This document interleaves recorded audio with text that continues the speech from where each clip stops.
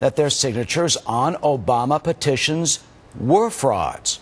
With us now is the former Secretary of State for Indiana, which is the top elections job in the state. He's now Republican Congressman Todd Rokita. Congressman Rokita, welcome and thanks for being with us this morning. You bet, Eric. Yeah, Great to be here. You know, this is just, I have to tell you, it's alarming. It's unbelievable. I mean, how can allegedly fake signatures make it through a Democrat and Republican elections board in a race for the White House?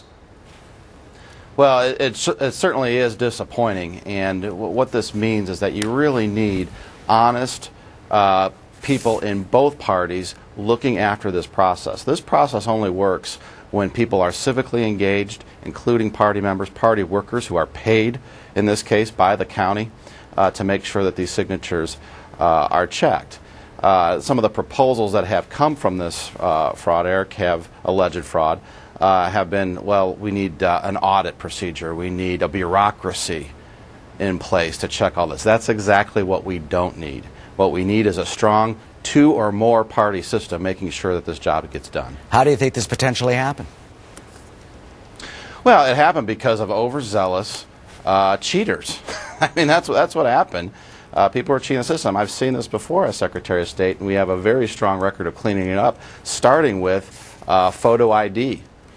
Which would be the stopgap that catches some of these things, like Acorn in 2008 when they were filing fraudulent voter registrations. It was photo ID that would have caught these things. That doesn't necessarily apply to this petition signature issue, but the fact of the matter is Indiana has been a leader in cleaning up these reforms. You know, I'm always hesitant, Eric, to come on shows like this as a representative of Indiana, because I don't want the country, I don't want all the viewers to think that Indiana is full of election law crooks. But we are good, honest people, and I'm telling you, if this kind of stuff is happening in Indiana, Eric, it is happening everywhere. Well, that's a pretty... Think about the states that don't even have polling places anymore, where you vote completely by mail. Well, we need reforms in the system. That's a pretty frightening prospect and thought, and here's a fascinating issue about this one. In Indiana, as you know, to get on the presidential ballot, you need 500 signatures from each of 9 counties. In St. Joseph counties, the Obama campaign qualified with 534 signatures. Hillary Clinton with 704.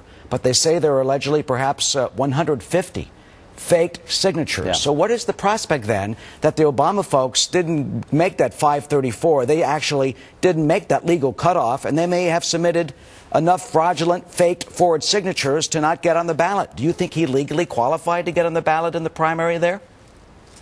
Well, he may not have, but that doesn't mean he's not qualified to be president for that reason. He's unqualified to be president because he's dangerously incompetent and believes in what's proven to be through world history a failed economic and political ideology. And the next election, hopefully, will take care of that. Well, the Democrats would disagree with you on that one. I mean, and certainly he would have won the election because you're nominated at the convention. I mean, but the fact that this could potentially touch a presidential race for the highest office in the land, that you've got all these allegedly fraudulent... I mean, voters told us, I was in the living room of voters on the street saying, look, showing them the stuff, and they're telling me, I didn't sign that. That's not my signature. And it has some of the most vital personal information that someone allegedly filled out on this stuff, like your birth date, your address. They feel that they were robbed. And the good thing is, and what people can feel confident about, is that this was caught. But what we have to do next is involve the U.S. Attorney General Eric Holder. That's why I've written a letter to him. He's yet to respond to it about this case. I've recently sent another letter of no confidence along with other members of Congress because he's putting people above the law. He's putting his party, his boss, and his ideology above equal application of the law. They're going to say, oh, these are state laws and that's a problem. That's not right. There are federal crimes for interfering with a federal election. So he has jurisdiction.